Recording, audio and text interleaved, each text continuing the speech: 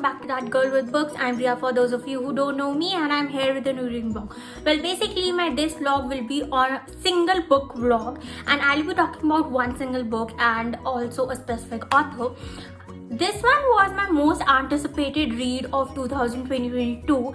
I was really excited for this. Actually, I am excited for this whole series, and I am dead serious when I say this, that I literally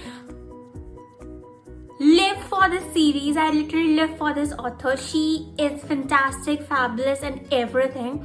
Her name goes by Rina Kent, and you have almost seen all my channel, if you have, that I'm obsessed with her, literally obsessed with her. And she writes so beautiful romance that you are in awe. You just want to grab that book. You just need to sit, relax, and read that book. So this one is the third in the series, and it released this month only. I read on the very same day, but I was busy, therefore I'll have to took some time off to make this video, and I'm really excited to share my annotations with you guys, what I feel about the hero, what I feel about the heroine. And I also wore a yellow top to dedicate it to our hero. Last time I dedicated the last part of the novel to our heroine, and this, I was obsessed with our hero, so I dedicated this one to our hero. That's why I wore a yellow top. Well, basically his main color of choice was orange, like orangish and a mixture of yellow, and I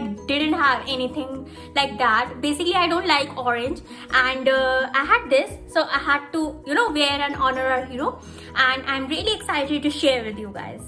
Okay, so this is the third book in the Legacy of God series. This is the third generation to one of the characters that are interlinked, and that series that is interlinked. And this is basically their children portraying their love and falling in love.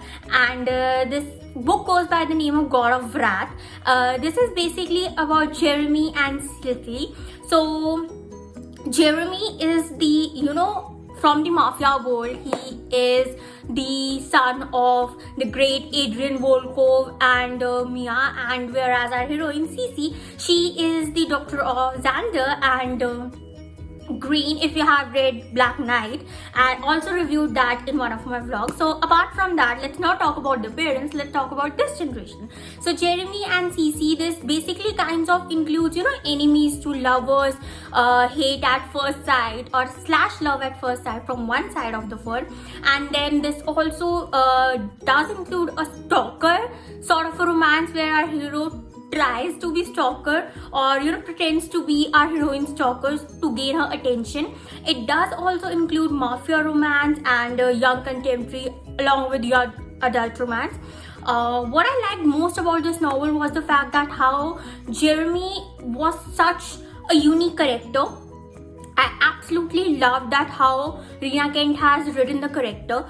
Our heroine is suffering from some trauma that she has faced in her past, though she doesn't let it show that whatever these circumstances she's facing. She literally goes into some in absence in some space, like she's literally staring 1 minute to you, and then her mind goes all blank. So that's some sort of stuff, some mental sort of stuff she's dealing with, and her friends doesn't know, her parents doesn't know, she's suffering alone. And when our hero sees this, because he recognizes these mental issues, because that same happened with his mother back in the day, he wants to help her, he wants to reach her out. But more than that, he is obsessed with her, and he actually falls in love. So it is sort of a romance where the hero is a simp, and that's all this be about.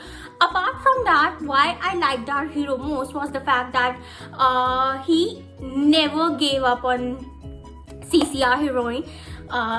He was obsessed, like definitely obsessed. And other than that, when we portray the whole story, we see that how Jeremy has responsibilities on his shoulders, and he has to continue the legacy of his father as a mafia R, but he also doesn't want to let go Cece. And he knows that there will be circumstances where they have to face something which they probably will probably tear them apart, but he is ready to take a risk, and she somehow reaches to his cold heart and makes or builds a wall outside him, and he is possessive. He is possessive in next level. He literally wants to just have her for him, and that's all you will see in throughout the novel. And there were so many scenes that I was obsessed with. Like, there was the scene when he takes her to this cottage where no one knows about the cottage, and Cece is all scared and she doesn't want to go, but since she's a fighter, she also wants to go at the same time, because she's also obsessed with Jeremy as much as she says that I am not. And then I also loved this thing when there was this that she is sort of drunk and messages him. She wants to message to someone else because she thinks she might be in love of someone, like she might be in love with someone, but in reality she actually just loves the idea of the third person, and he is jealous of that third person, and he literally threatens her that I'll kill him. I don't care if he's your family, he's your cousin, I don't care. I want you for all myself. So yeah, I was obsessed with Jeremy. I was literally crying. I was that obsessed because I didn't want to Jeremy let go. Yeah, I would say that I was a bit disappointed that this book was really short, though it was 500 pages long, but for me it was really short and I read it in a single day. And I was like, then looking into Apsy, that why did I finish it so early? I wanted more of Jeremy, I want more of Cece, and I'm also literally waiting for the next novel in the series. So now let me tell you about all the annotations that I marked for Jeremy, for Cece, what were my favorite quotes, how I feel about them. Okay, so the very first one is just a minute. Yeah. So the very first one is from the 7th chapter. It is from Cece's point of view. Cece, honey, it's okay if everything is not great and if some days are worse than the others.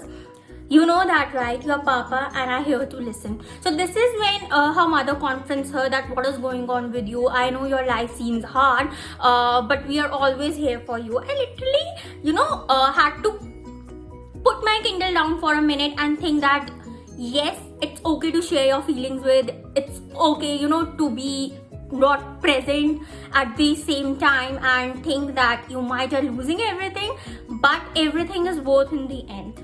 Okay, so the next one is from chapter 20th. It is also by Cece. Because your darkness calls to mind. So this is where the fact that Jeremy says that your darkness calls to me. That's why I am so much obsessed with you. Like, he doesn't say in literal words that I am obsessed with you, but yeah, he kind of confesses this in this very chapter.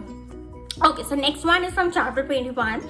Jeremy, Cece watches me peculiarly. It's not normal that you stalk me by the mangas I read, do some research on them, and even buy clothes that are exactly my size. Did you go through my wardrobe? So this is where Cece confronts him that, you are stalking me, you are obsessed with me, and that is not healthy for yourself too, okay? You are going on and buying my favorite books, you are going and buying me clothes without even knowing my size, and that apparently comes to be the exactly size. So yeah, it was something I totally swooned over, because our hero was still not ready to accept his feelings, but still he was somehow showing care to her. Okay, so the next is from chapter 29 by Cece. Then he leaves without a look back, as if he didn't just smash my heart to pieces and leave me flutter in its blood. So it's when she tries to convince something to him. She wants to, acknowledge the fact that yes, she does mean something to him, but he kind of smashes her heart and just walks away by saying that no, you doesn't matter to me. And that was the very first time that I wanted to shake our hero and give some sense to him, definitely. Okay, so the next one is again from Cece. This is from 30th chapter. He opened my heart, my world, and made me feel pretty again. I liked wearing some skirts, shorts, and revealing stuff when we were alone, because he looked at me like I was the most beautiful thing he had ever seen. So as I already told you guys that our heroine was suffering from some past thing, and that's what the reason that she started to wear baggy clothes. I won't reveal that because for that you have to read the novel. Otherwise, whole the suspense sort of thing and whole, this what we say climax sort of thing will reveal. And that was the reason something happened in her past that she started to wear baggy clothes. She doesn't felt that she's beautiful. She became self-conscious. Even she's the most intelligent person I have ever seen. Okay, so next one is from CC again. This is from chapter 33. I'm not a nice man, CC. I won't pretend otherwise, or I'd be doing you and myself a disservice. What I am, however, is someone who'll slaughter your demons one by one until you are finally free of them. I'll touch your scars until you normalize them and can live with them, because they are what makes you who you are. So this is when he sort of confesses that I am not a hero, I am an anti-hero. I am not someone who just look out for you. I'll slash every demons of yours. I'll just slaughter the person if I have to, but I will not give up on you. Okay, so next one is from chapter 34, Jeremy. She grins so delicately and elegantly that I want to pause this movement and tuck it in my heart where no one but me can revisit it over and over. So this is where she smiles for him, and he is like, I just want to capture this moment only for myself and not for someone else. Okay, so the next one is also from chapter 34. From Jeremy only, and this is CC Knight is the calm in a loud, chaotic world. So he is describing her that how he actually feels about her. Next one is from CC, chapter 35. This says, the wall is dangerous, Horn, but we don't hide from it. We don't bury our heads in the sand and pretend all is well. If you want something, either you fight for it or you let it go to someone else. So this is where someone is giving CC an advice that if you love him, you have to, fight for him. It can't always be one person fighting for the other. It always have to be two people fighting for each other. Next one is from chapter 41 by CC. You already did, Jeremy. Maybe not physically, but you pierced my heart open with your rejection. And I can't do this anymore. I can't forgive you when I am scared of what you'll do to my feelings. At the slightest hint of trouble, or if you see, land near me again. When I was lying on the floor feeling the nightmare restart all over again, my heart was heavy with the pain you inflicted. I can't live in fear for the rest of my life, Jeremy. I just can't. So this is where our hero, again goes to reconcile with our heroine that I'm sorry, I was a jerk to you and I made a wrong decision. But she actually confronts him that you literally pierced my heart out and you rejected me.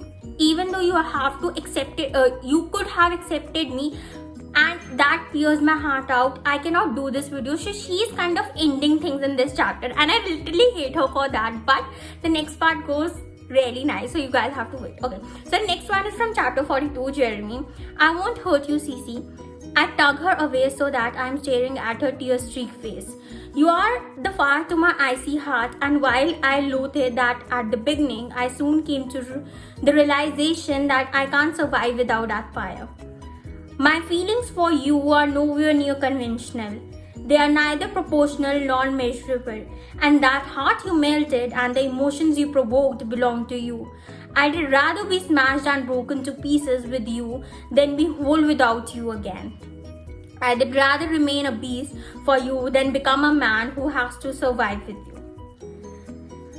This was the scene that he was confessing his love again in the very last chapters, when our heroine just goes and hugs him and says that you can't break my heart again, Jeremy, because I won't be able to survive it. You are the first person who gets to know me. You are the first person who tries to understand me, and you're the first person I ever fall in love with. And if you ever did rip my heart again from my body, I will not survive it. So that's when our hero says these whole thing again, and that just, I had to put my Kindle down again and look in the wall in front of me and think that wow, that's some really epic love over there. Okay, so the last one is again from Jeremy in the last chapter. My lips find her again and she squeals as I pick her up and carry her in my arms. CC Knight is officially mine now, in the future, and forever. I absolutely love these, I was obsessed with this book since a long time. I waited this for almost like 2-3 months, and the next one will be coming next year. I don't know how I'm gonna survive waiting that much time, but yeah. If you want to read romance, that leaves you in awe, that burns a fire in your heart, you should definitely read Rina Kent's romance. She just writes it so perfectly. No one can ever write that perfectly. No one matches her. No one. Absolutely no one. Well, that's all I had for you in this video. I really hope you enjoyed this single book of mine, and you also enjoyed this series and also my review. Please like, share, subscribe, and please press the bell icon so that you get notified whenever I post a video. Also, please follow me on Instagram with the same with the same name, That Girl with Books, so that you get updated about what I'm doing in my life and what I'm currently reading, what are my favorite quotes, or whatever I'm posting on my feed. Please stay at home and stay safe. Thank you.